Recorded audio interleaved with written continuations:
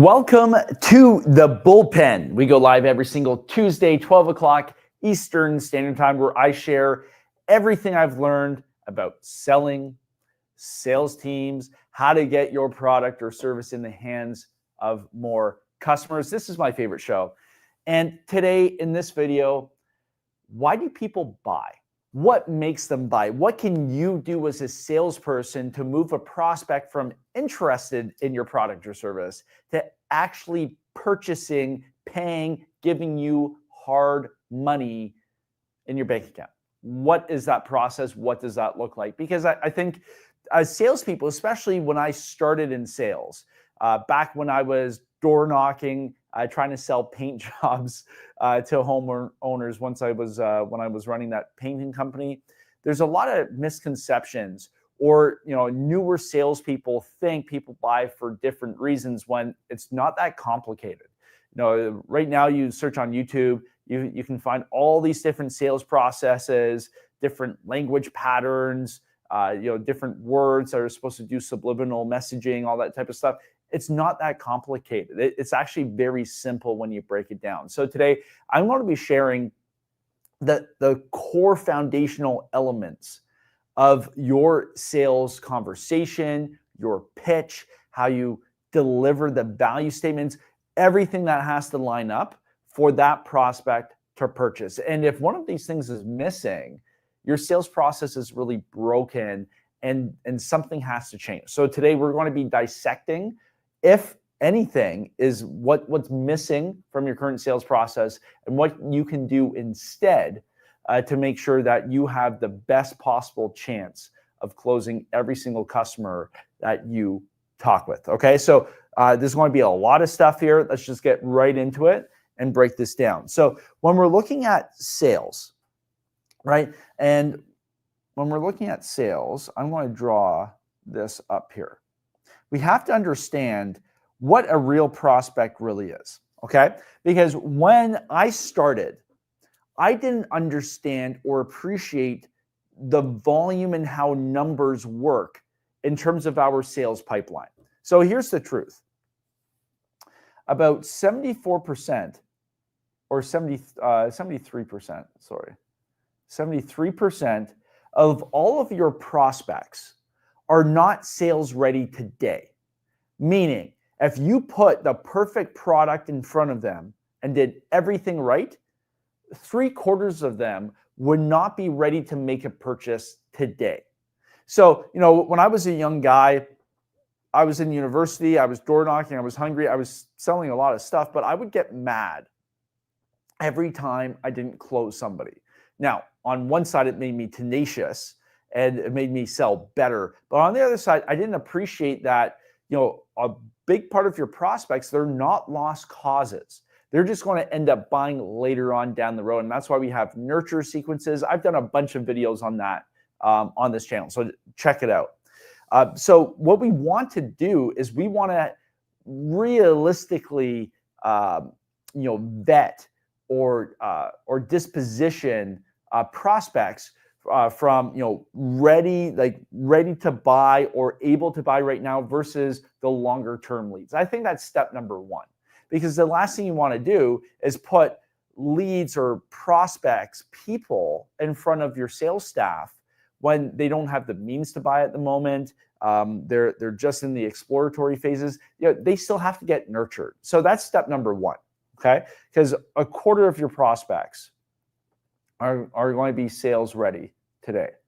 3/4 are not sales ready. But in 12, 18 months, something around there, the majority of these prospects will be further on down that funnel. And then, they'll just be in a much better position for somebody to convert those people into a closed sale. Okay, with that out of the way, because I think that's important to recognize who we're talking to. With that out of the way, let's break down how a whole sales conversation should go and what's actually driving people. Because I think, number one, a lot of new sales reps or sales reps who aren't hitting their targets, they don't understand what it takes to actually move somebody from an interested state into a buyer state. There's different things that have to occur. Okay. So number one, here, let me just draw this right here. Number one, it's all about getting somebody to the other side of the fence, the other side of the river. I use the river analogy. So over here is your prospect. Okay. They don't want to be on this side of the river. They're unhappy. Maybe the cows are not very tasty. Maybe they don't have enough food. They're thirsty on this side of the river. Over here is the current situation. So this is what's happening in the prospect today. And what is filling their day today? It's pain. It's missed. It's missed opportunity. And then it's unhappiness.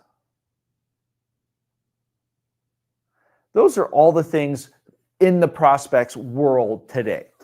For example, maybe, going back to when I was selling paint, the homeowner, maybe they have a bad back, they can't move, they're frustrated because, they used to paint the house, now they can't, but now all their windows are rotting because they still have wood frame windows, and they don't want to build because to replace the windows because that's really expensive. So they need to paint it, but they can't find somebody to do it. That's a lot of pain. Now, the good thing is in business, it's all about problem solving. That's really what business does. There's a problem in the marketplace that people have right here today. There's a problem. And business offers solutions to that problem. In a nutshell, that's all it is. We find a pain, we find an angle in the market, a problem that other people aren't solving or they're not solving really well, and we present the marketplace with a solution. Hey, you've got this issue, I can fix it for you. So what's really happening in a sales conversation is we're understanding what's going on in the prospect's world today, and then we want to understand where they want to be tomorrow. So tomorrow, the prospect is happy. You have unicorns. You have rainbows. That's supposed to be a unicorn. You have happiness over here. You have goals. You have achievement. You have success. All of these words. This is where the prospect wants to be. This is their dreams.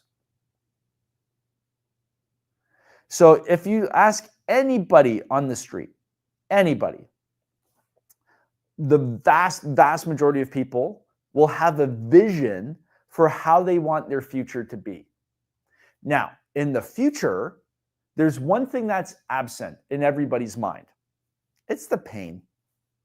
It's the missed opportunities, it's the unhappiness, it's the problems. Because the rose-colored glasses through which we look at the future, there's the absence of pain and frustration and challenge. So that's the goal everybody aspires to. I'll use an example.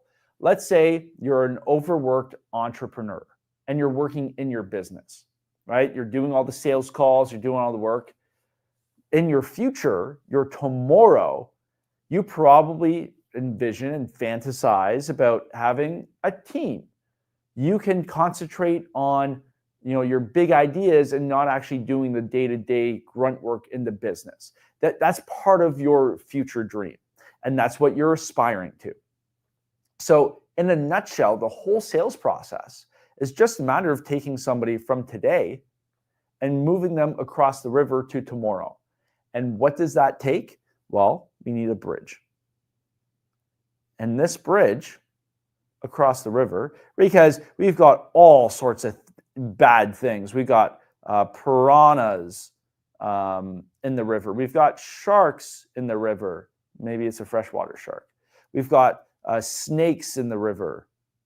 We've got all of these bad things that the prospect wants to avoid. They can't fall in the river or else they're toast. So your product is the bridge. This is what takes somebody that they can walk from today, all the pain, all the suffering, missed opportunity, turmoil, They walk across the bridge using your product, and now they're across the river into tomorrow in unicorn world. Now you as the salesperson or your sales team, all they do is they're the helping hand where they can hold the prospect's hand as the prospect walks across the bridge. That's sales in a nutshell. Now, what drives people to buy? It's moving, it's transforming their state from the pain of today into the aspiration, the success, the rainbows of tomorrow. That's what it is. Now, that's the high level, the hocus pocus. Now, how do we actually apply that in a sales conversation? Because it's easier said than done. So let me just break down exactly how you take somebody from the one side of the river, the today, into the tomorrow land of success and purchasing. Because if somebody has a lot of pain and they have a vision for the future, and you can give them the solution to bridge, and all they have to do is give you money for it, you've made a sale. Okay? So when we're outlining our sales conversation, and I talk a lot about this, we have to understand the pain of today. If we don't understand what's going on in the prospect's world today, there's no way we can paint the rosy picture of tomorrow. There's no way we can identify the right type of bridge. Do we have to construct a wooden bridge, a stone bridge, an iron bridge, like all the steel bridge? We don't know what type of solution that prospect needs. So the very first thing we have to do, I'm going to skip the whole framing the call. I talk about that enough. But the very first thing we have to do in that sales conversation is not to talk about us, not talk about the company, not talk about our product or the pitch or the best deal. It's none of that. We have to talk about the prospects today. Fill me in. You pretend you're blind, right? You can't see.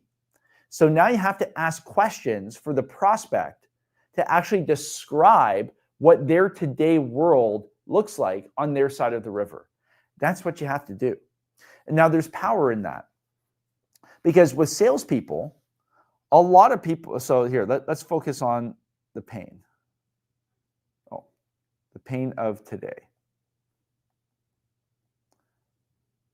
A lot of salespeople, they make, train, that's supposed to be a P. All right, so a lot of salespeople, they make assumptions. Now, when you make an assumption, you make an ass out of you and me. Common saying, right? So instead of just assuming things about the prospect, so let's say you're selling a gym membership. Somebody walks in, they're overweight. Well, you may just assume they want to walk on the treadmill all the time. But you're assuming, you haven't asked. Or maybe, you're a doctor. The patient comes in with whatever. You may assume that there's something, whatever. You have to ask questions. So what we have to do as salespeople, whether it's yourself or your sales team, we have to make sure we're asking the right questions. So these are the questions you want to handle, right? Number one, you want to ask, what's not working? What's the big problem that you're facing right now? What's not? Oh, there we go. Oh, Robbie, I messed this up. There we go. Okay. I'll just delete it. There should be an undo. No, it's all good. Yeah. So you have to ask yourself, what's not working? And you want to find out from the prospect what the pain is. Because remember, I'm just totally messing this up here. Okay, so you have to remember that the prospect wants to move away from the pain. On the one side of the river, we got pain, we've got all sorts of challenges, all of that type of stuff. The prospect wants to get rid of that. They want to remove the pain from their lives. So we want to ask them, what's not working? What's the big challenge you're facing? Why are we on this call? There's so many different ways you can ask it, but you have to find that first. Why? If there's no pain, there's no sale. If there's no pain, there's no sale. We actually just recently had one of our guys set a call, and the people hopped on the closing call, they had absolutely no pain. Everything was perfect in terms of what they were doing, in terms of the scope of what we were able to help with. There's no sale there because everything's great. And if you get people now, a really good salesperson, they'll like dive deep and deep, but this was a legit case of they were doing like very successful. Everything was great in terms of our scope. Now, there were pain points for other people, but that was outside of our service and what we could do for them. So we pointed them in the right direction so they could get assistance with those specific things. But when we're looking at like just figuring out, hey, is this prospect sellable? Well, is there pain? Yes or no? So we have to fully understand that pain. So what's not working? Now, once we understand that, hey, like what's the big thing we're trying to solve right now? What's the challenge? What's not working right? Now we have to fully understand, well, what's the cost of not fixing it? So let's say, going back to the one example I showed, or I mentioned with the painting your home. You've got wood windowsills, wood window frames, they're rotting. You can't really, you've got a bad back injury. You can't go up on a ladder. You used to, and you don't want to replace all of your windows with vinyl because you don't have the money. You need somebody to paint them. What's the cost of not going up and actually being able to paint those windows? Well, you're probably looking at a $20,000 bill to replace everything, convert it to new vinyl windows. That's pretty expensive. Now, if I can paint all those windows for you for $2,000, that's solving the issue. But what's the cost? Well, the cost of an action is about $20,000. That's pretty hefty, right? So what's not working? Well, hey, like my windows are peeling, the paint's peeling, and water's getting in. It's not good. I looked the other day, and all the paint's flaking off, and I can see some mold starting on one of the windowsills. Okay, well, like what happens if we don't solve this? Well, I got to replace the windows. Well, how much does that cost? $20,000. Well, now we can go deeper. So how much does it cost? $20,000. Okay, well, are you able to afford a $20,000 bill right now? Like that's a big chunk of money. Oh no. Okay, so what are you going to do? Right? So now we're going to go deeper and deeper. So like Mr. and Mrs. Prospect, you and I both know if you got rotting windowsills, water gets in, we might not just be looking at a $20,000 bill, because like what's the cost if water gets in and then you got to replace your all of your living room drywall and stuff like that, and you have a leak. Oh, well, this and this and this. Now basically what we're doing is we're fully understanding the true scope of the problem. Because I'll tell you this, a lot of people, when you originally ask them, hey, what's the problem? What's the challenge in your business? They'll give you one answer. That's what they think. That's the surface level. More often than not, the real problem that you're finding is not even the first thing they said. You have to ask questions.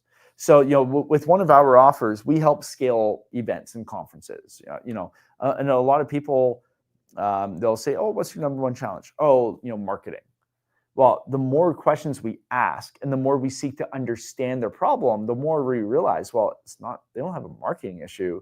Their event's just the foundation of their event is wrong. We have to change that.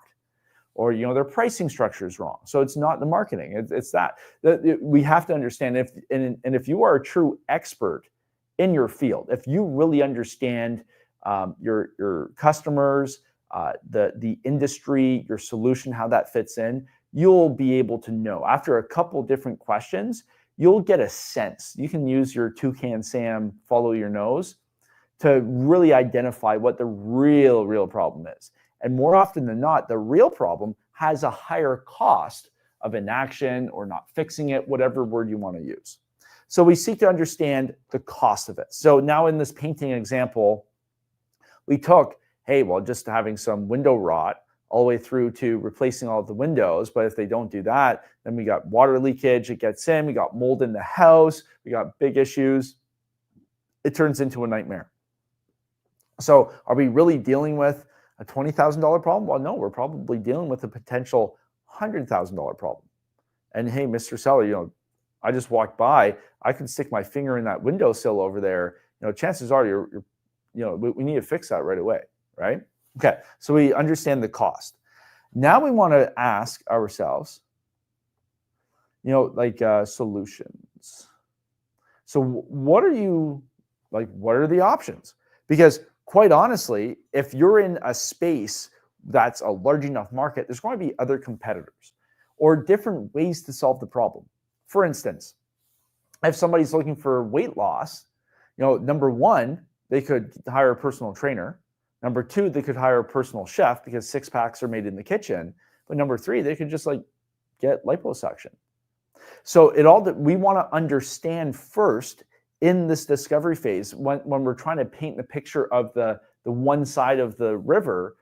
Well, what are all the options? What are all the different bridges that they can use to get to the other side?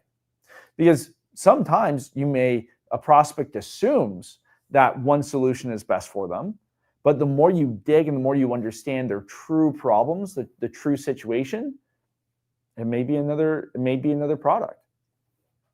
This happens all the time.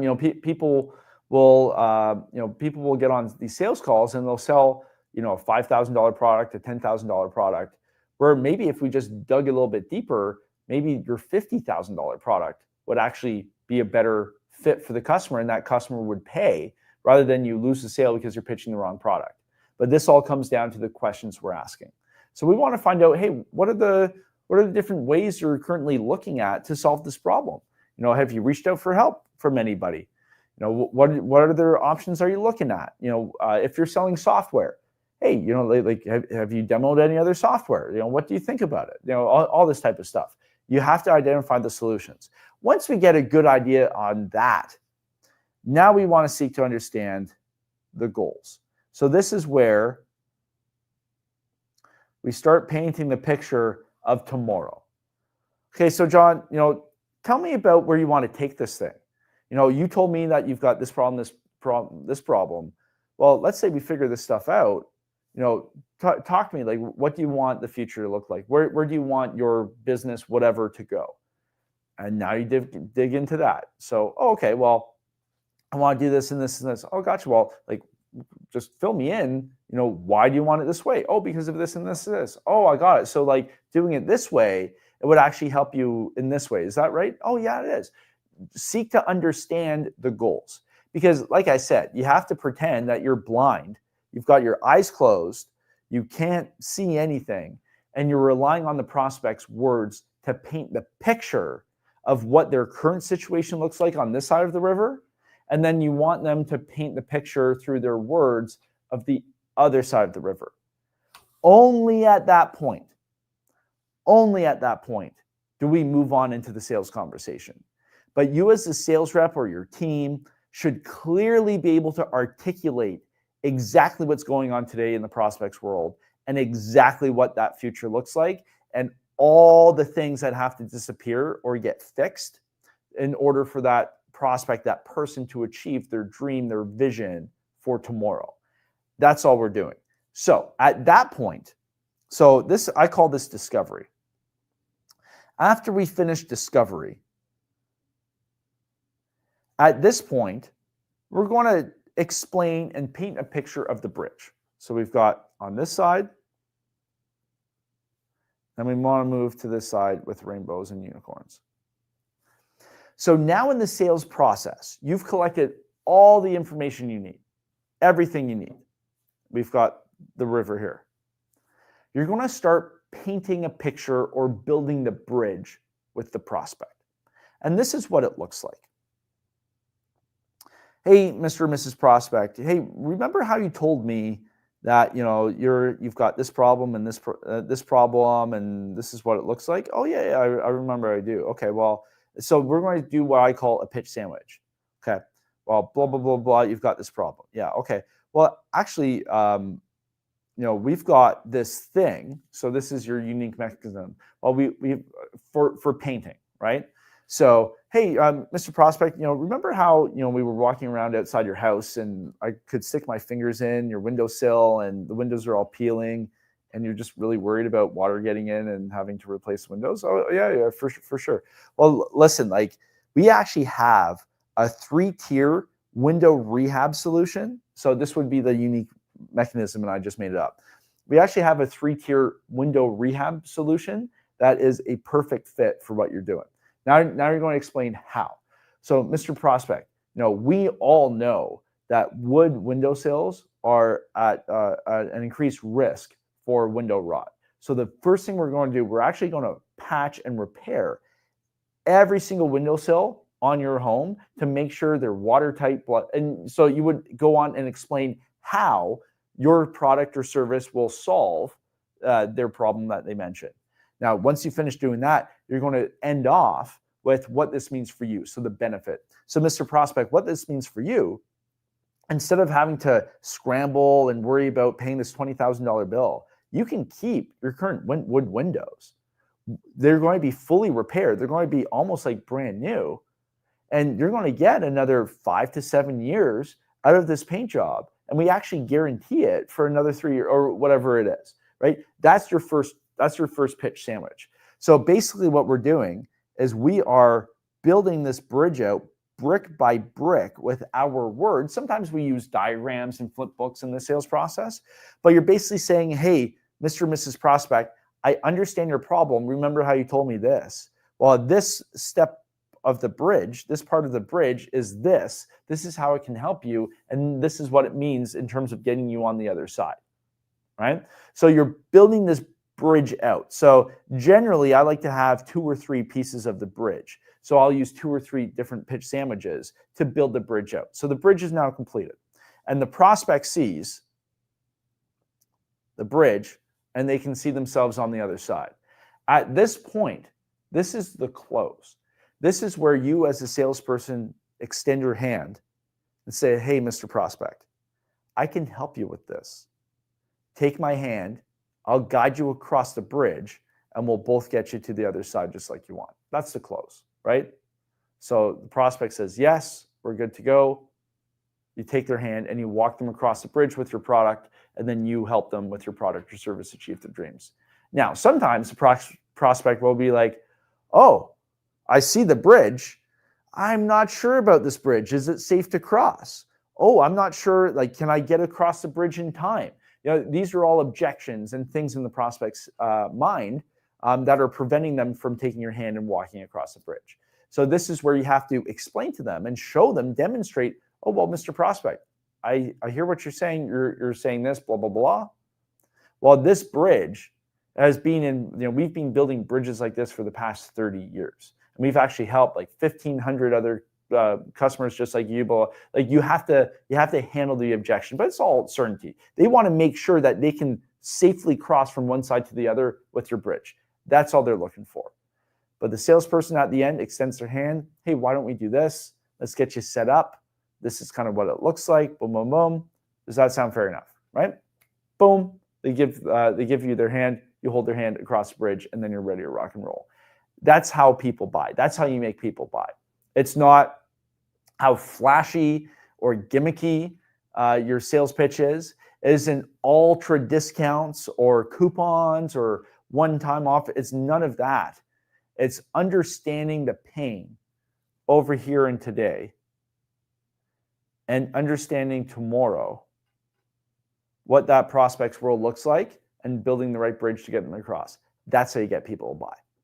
Okay, so I hope this was helpful in terms of understanding what sales is really about.